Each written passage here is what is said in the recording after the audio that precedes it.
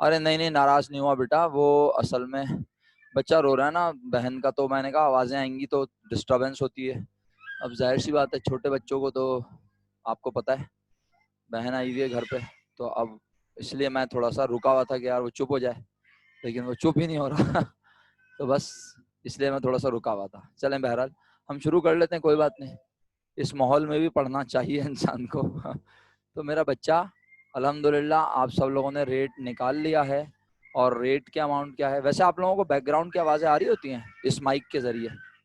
मैं mic use कर रहा हूँ ना, माइक यूज़ कर रहा हूँ, तो सर माइक आज से। आ रही है, वो भी बहुत हल्की सी। अच्छा, बहुत कम आती है। अच्छा, इस माइक से आती है, बैक कम हो जाती है बैकग्राउंड नॉइस, इसीलिए मैं ये यूज़ करता हूँ। लेकिन जब हम लैपटॉप से डायरेक्ट बोलते हैं ना, फिर तो समझ लें बिल्कुल टिका के बैकग्राउंड यस पूरा सर, करके आवाज़ें आती हैं। माइक की वजह से होता है, ये नहीं आती है फिर। हाँ, नॉइस नॉइस रिड्यूस करता है बहुत ज़्यादा माइक, ये तो है। अच्छा, अब काम की बात ये है बच्चों, आप सब मुझे बता रहे हो कि सर हमारे पास जवाब आ गया 10%। सही है मेरा बच्चा? यस चल, सर। शुक्रिया। अच्छा, अब इस तरह से करने की जरूरत तो नहीं है ना? क्या ख्याल है? इस तरह से करने की जरूरत तो नहीं है? सर जो एयर हो वही परसेंट। 4 लाख माइनस 80,000, ये हो जाएगा 320, 320 डिवाइड बाय, हाँ वही जवाब आएगा। आप चाहो तो ऐसे जुबानी बता दूं आप लोगों को, जुबानी? नाइश भाई जुबानी साथ दोगे मेरा? नाइश भाई जुबानी बताऊं? जी सर। जुबानी बताऊं? सर एक मिनट, जुबानी? अबे यार तू सर एक इसमें मिनट, एक फॉर्मूला मिनट। जो लगेगा। अबे तो जुबानी बता देते हैं ना, क्या हो गया हाँ जल्दी। सर, बताएं बताएं बताएं। डेप्रिसिएशन एक्सपेंस बाय एसएलएम निकालने के लिए क्या करना पड़ता है? कॉस्ट पता होनी चाहिए। बोलो मशीन बी की कॉस्ट कितनी है? 7 2 4 लाख। माइनस 80,000 रुपए रेजिडुअल वैल्यू, ऊपर रह गया यस तीन सर। लाख बीस हजार 3,20,000 को डेप्रिशिएबल कॉस्ट भी कहते हैं, याद रखना। 320 को यस सर। डेप्रिशिएबल कॉस्ट भी कहते हैं, यानी नीचे की चीज पता चल गई क्या? डेप्रिसिएशन कॉस्ट अरे अमाउंट बोलो ना भाई। 3 लाख। 3,20,000। अच्छा, और अब 3,20,000 जो आया उसको डिवाइड करेंगे, लाइफ कितनी है? 10। तो 10। 3 को 10 से डिवाइड करो, जवाब आया 32,000। Yes sir. आया 32,000। तो इसका मतलब है ऊपर है 32,000 और नीचे है 3,20,000। क्यों भाई मोहसिन भाई? बोलो तो, लिख के दिखा दूं मेरे दोस्त? सर लिख के दिखा दें। ये ले भाई, तेरी फरमाइशें भी खत्म नहीं होती लड़के। कॉस्ट बता कितनी है? 4 लाख। ठीक है भाई। Yes sir. रेजिडुअल वैल्यू कितनी है? अभी मैं ये निकाल रहा हूँ, सही है? अभी मैं सिर्फ ये निकाल रहा हूँ, याद रहे। Yes sir. Depreciation expense by SLM निकाल रहा हूँ। लाइफ कितनी है? 10। ओके, 10 लिख दिया? हाँ लिख दिया। चलो, अब क्या किया, इसको इससे डिवाइड करो माइनस करके, क्या जवाब आएगा? बोलो बोलो। 32,000।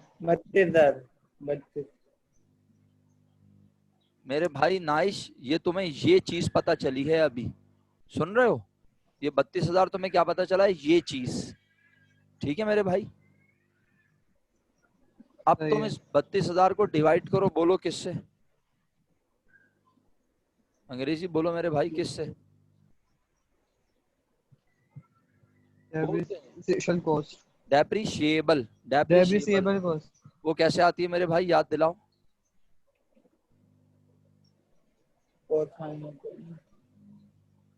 बहुत देर लगा रहे हो आप, सर देखिए। Total cost. Total cost minus scrap value. Sir वही है। नहीं वही नहीं है, अलग अलग है, बहुत जमीन आसमान का फर्क है। सही है प्यारे भाई? Yes sir. तो सर बस आइए आप।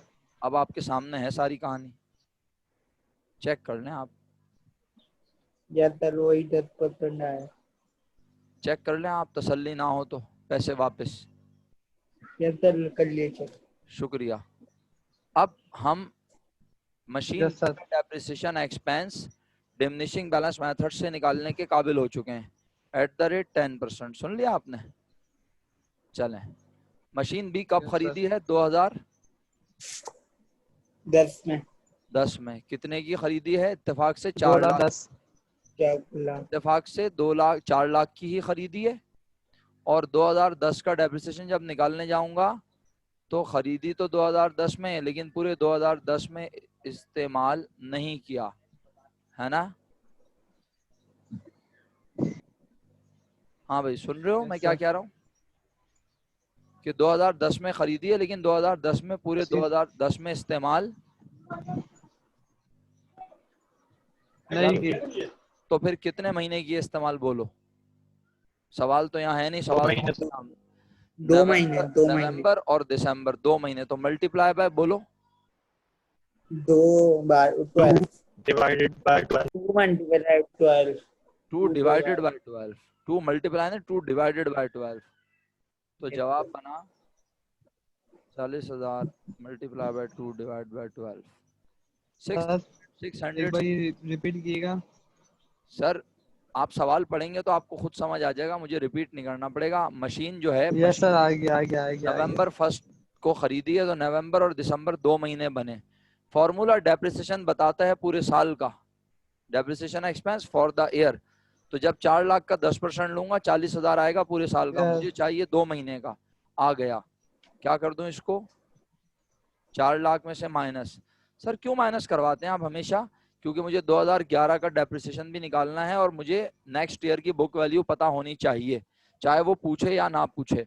तो मैंने 2011 की बुक वैल्यू निकाल ली। फिर 2011 का डेप्रिसिएशन निकालने के लिए यहाँ लिखा 393 और आगे लिख दिया 333 और मल्टीप्लाई बाय 10%। क्या दोबारा 2011 में मशीन 6 महीने, 8 महीने, 2 महीने, 10 महीने चली? 9,000 पूरे 12 में महीने। मशीन पूरे 12 महीने चली। तो अब कुछ मल्टीप्लाई डिवाइड करने की जरूरत नहीं है, जवाब सीधा सीधा आया 39333। सही है?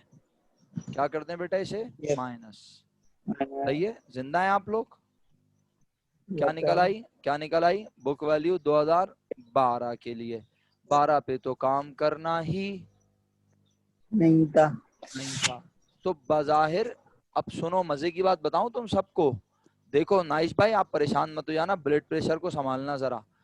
इस सवाल समझ आ गया। समझ तो आ गया, लेकिन अब जो मैं बोल रहा हूँ वो समझ, सुनने के बाद आप बोलोगे ये क्या मजाक लगाया हुआ है आपने। सुन लो पहले हौसले से बेटे। इस सवाल के रिक्वायर्ड में ये सारा यहाँ से लेके यहाँ तक काम करने के बारे में कहीं नहीं लिखा हुआ। और अगर तुम ये काम नहीं करोगे तो तुम्हारा जवाब एक्सेप्ट नहीं किया जाएगा। मजे की बात है, ये सारा काम करने को कहीं नहीं लिखा हुआ। सुन रहे हो नाइश? ये सारा काम कहीं नहीं लिखा हुआ करने को, और ये नहीं करोगे तो तुम्हारे काम को एक्सेप्ट नहीं किया जाए। तो फिर करना क्या है इस सवाल में? पता है इस सवाल में क्या करना है? देखो इंटरेस्ट बनानी है। बता रहा हूँ। यस एग्जैक्टली, बिल्कुल सही बोला आपने, शुक्रिया। इस सवाल में आपने बनानी है एंट्रीज। लिखा है prepare adjusting journal entries for 2009, 10 and 11 for all machines. एक बात सब गौर से सुन लें, आज के लेक्चर में कुछ नया भी तो बताना है ना, छोटे छोटे लेवल्स पर। अगर एक चीज होती बिल्डिंग, एक चीज होता फर्नीचर, एक चीज होती मशीन, एक चीज होता प्लांट एंड मशीनरी या फर्नीचर या इक्विपमेंट, यानी दोनों अलग अलग नस्ल की चीजें होती, तो मैं दोनों के डेप्रिसिएशन 2009 के, 2010 के, 2011 के कभी भी नहीं मिला सकता था। सुन रहे हो मेरी बात? पक्का? अगर दोनों एक नस्ल की चीजें ना हो तो मैं सेम ईयर के डेप्रिसिएशन को मिला नहीं सकता, मैं अलग अलग ही लिखूंगा। मसलन मशीन का depreciation allowance for depreciation machine के नाम से रिकॉर्ड होगा, बिल्डिंग का depreciation allowance for depreciation building के नाम से रिकॉर्ड होगा, इक्विपमेंट का depreciation allowance for depreciation building के नाम से रिकॉर्ड होगा। लेकिन जब एक ही सवाल में तमाम चीजें एक हेड में आ रही हों, और आज उसने सवाल में लिख के दिया है कि ये दोनों मशीनें किस हेड में आती हैं बताओ, तो आज हम दोनों मशीनों का डेप्रिसिएशन मिला के एक साथ रिकॉर्ड कर सकते हैं। लेकिन 2009 में मिला के रिकॉर्ड कर सकते हैं क्या? बताओ।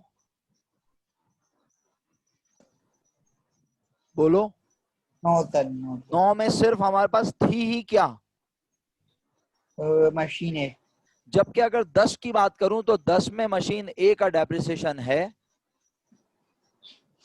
20,000 बाकी सब चुप हो गए।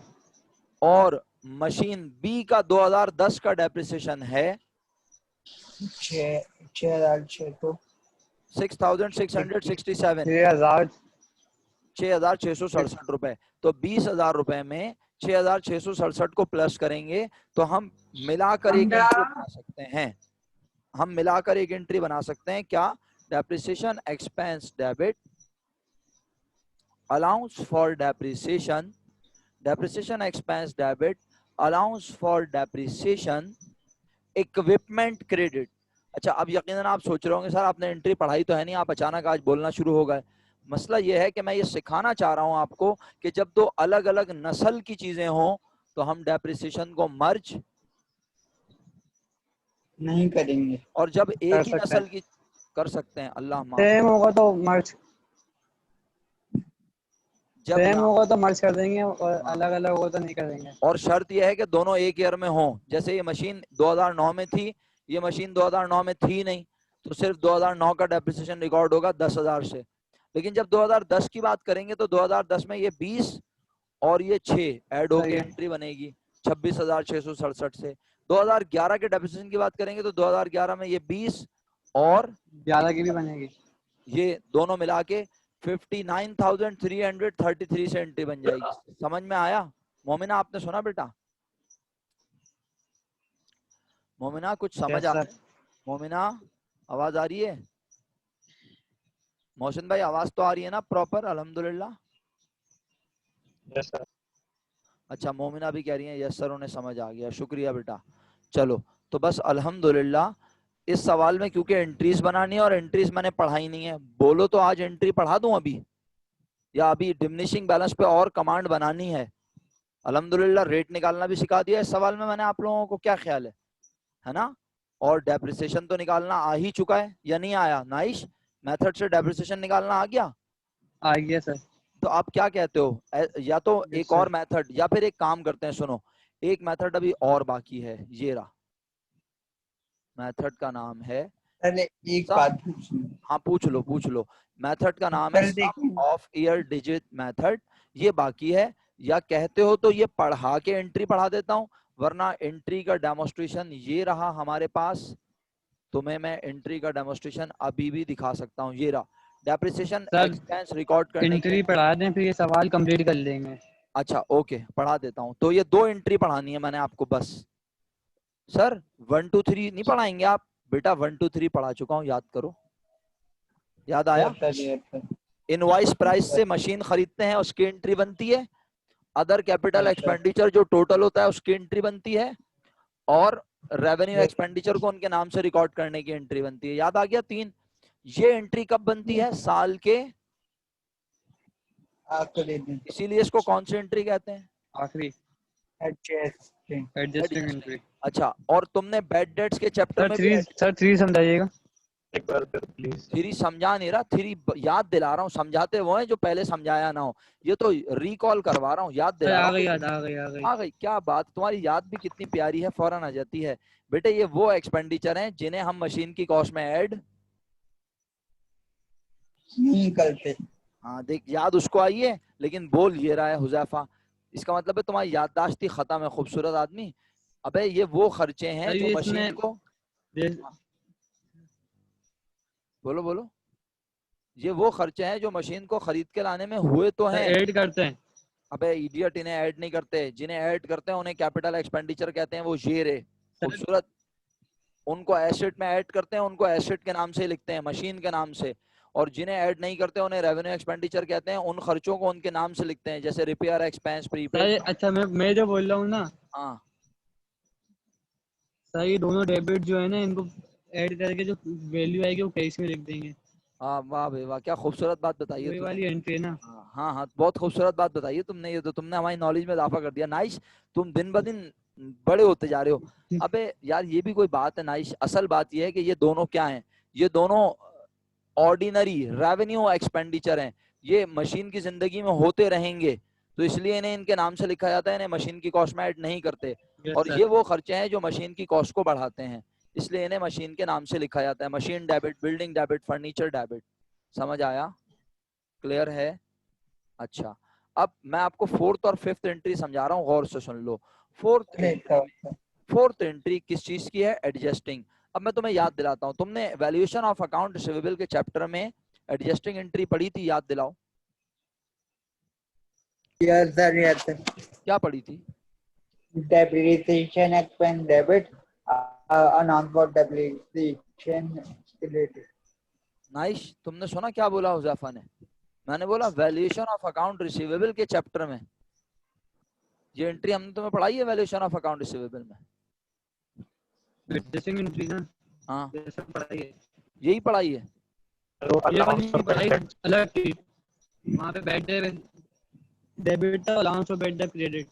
तो वो एडजस्टिंग एंट्री कहलाती थी क्योंकि साल के आखिरी दिन हम अगले साल के नुकसान का लगाते थे अंदाजा। तो एंट्री बनाते थे bad debt expense debit, allowance for bad debts credit. इस सवाल में हम अंदाजा नहीं लगा रहे, इस सवाल में हम कह रहे हैं हम अपने सर एसेट। मैं एक मिनट रिकनेक्ट करके आ रहा हूँ। जल्दी आ जा भाई, मैं बता रहा हूँ एंट्री।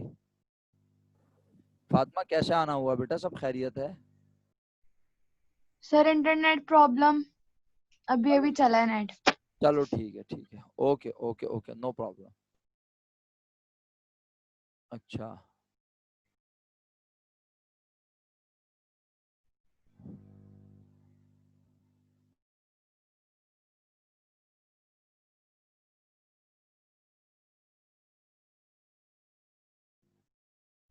चलो भाई अपना नाइश आ गए। अब मैं दोबारा कह रहा हूँ आखिरी बार, तो बेटा जिस तरह आप वैल्यूएशन ऑफ अकाउंट रिसीवेबल के चैप्टर में साल के आखिरी दिन बैड डेट्स रिकॉर्ड करते थे, इसी तरह आज आप अपने एसेट की वैल्यू को कम कर रहे हैं।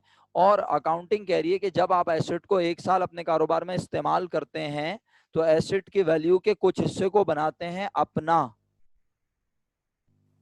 खर्चा, खर्चे का नाम है Depreciation एक्सपेंस में हो रहा है इजाफा। इजाफा, और जाहिर सी बात है क्या पैसे जा रहे हैं आज हमारे पास से, हम किसी गरीब को पैसे दे रहे हैं कि लो बाबा हमारे फर्नीचर की वैल्यू कम हो गई, ले जाओ। No.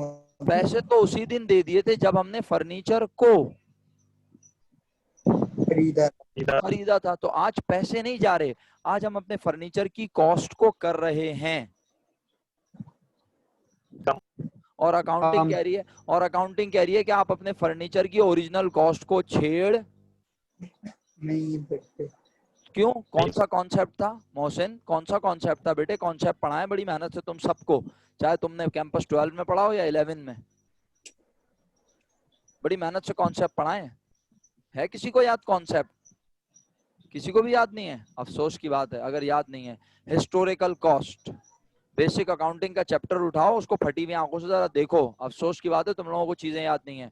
हिस्टोरिकल कॉस्ट, हुज़ैफा आप भी भूल गए, नाइश आपको भी नहीं पता, फातिमा ने भी जवाब नहीं दिया, मोहसिन भाई भी चुप। Historical cost, historical cost, cost concept. Accounting कहती है आप अपने एसेट को उनकी ओरिजिनल कॉस्ट पे रिकॉर्ड रखें। तो सर अगर ओरिजिनल कॉस्ट पे रिकॉर्ड रखेंगे तो फिर उसकी कीमत को कम कैसे करेंगे? तो अकाउंटिंग ने कहा उसकी कम कीमत को कम करने के लिए एक ऐसा अकाउंट बनाए जो एसेट के अकाउंट के हो, मुताबिक. Against, opposite. इसीलिए तो इस अलाउंस फॉर डेप्रिसिएशन के अकाउंट की नेचर होती है। Related.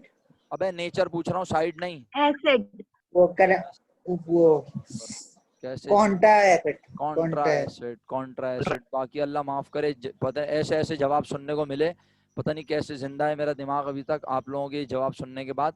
अलाउंस फॉर डेप्रिसिएशन की नेचर कॉन्ट्रा एसेट है। नाइस, बेसिक अकाउंटिंग का फॉर्मेट फटी हुई आंखों से जाके देखो, करंट एसेट में तुम्हें नजर आ जाएगा।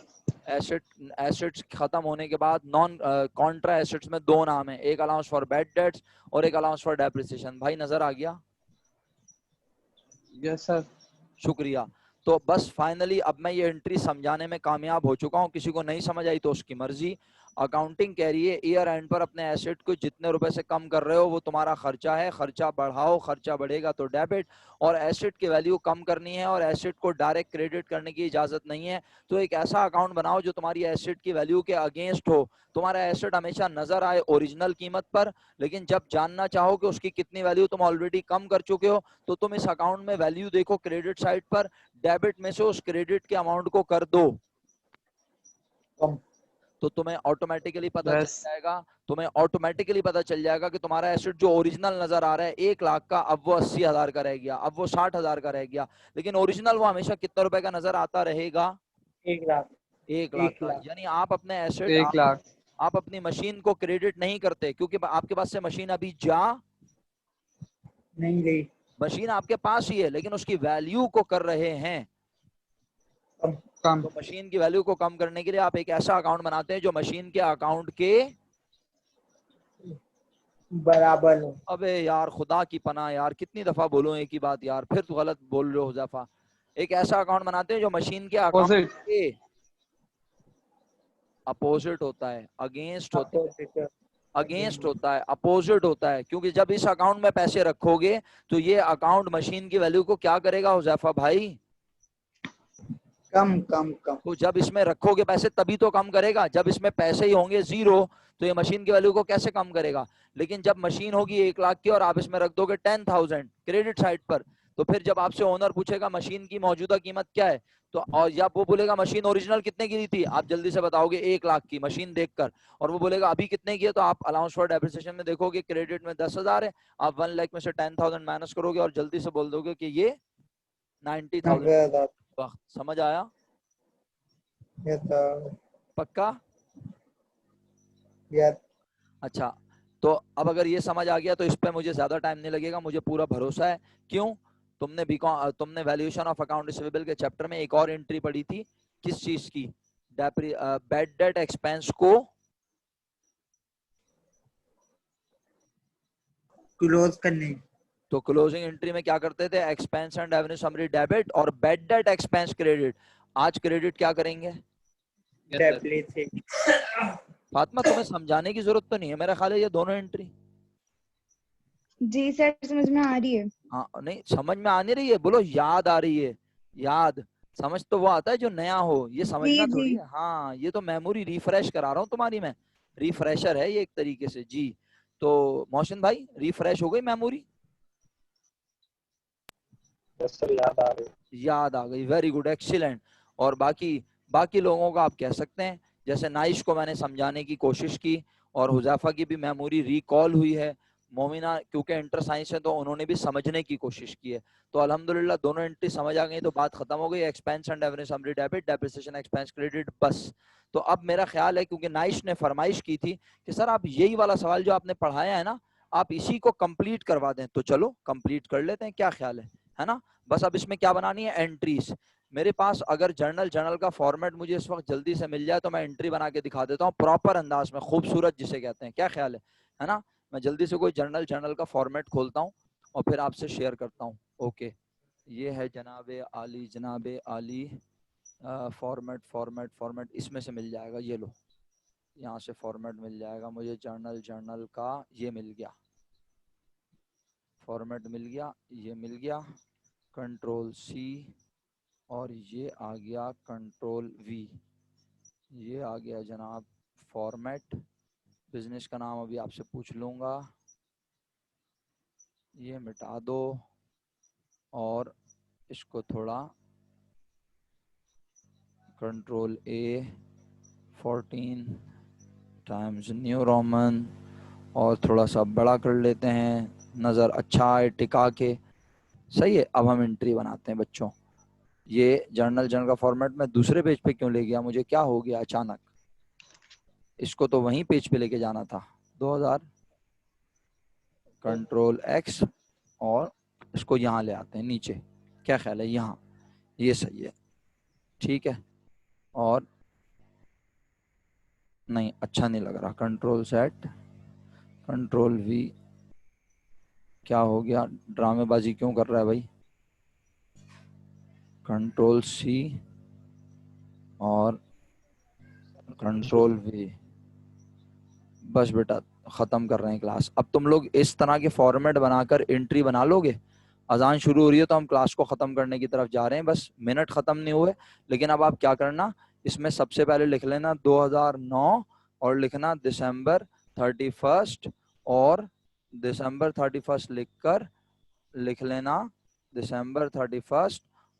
अबे यार क्या हो रहा है, टेक्स्ट दिसंबर 31 और एंट्री बनाना डेप्रिसिएशन एक्सपेंस डेबिट और अलाउंस फॉर डेप्रिसिएशन और आगे लिखना इक्विपमेंट। सही है, इक्विपमेंट।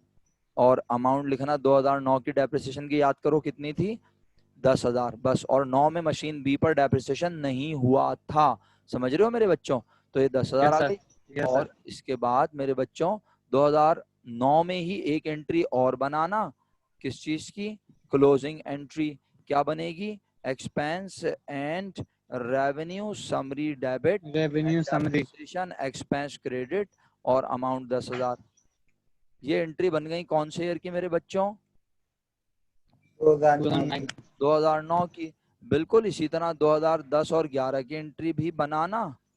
कैसे बनाओगे मैं और बता देता हूँ थोड़ा सा। 2010 लिखना और दिसंबर 31 लिखना और ये एंट्री बनेगी सेम अगेन दोबारा, कंट्रोल सी और कंट्रोल वी।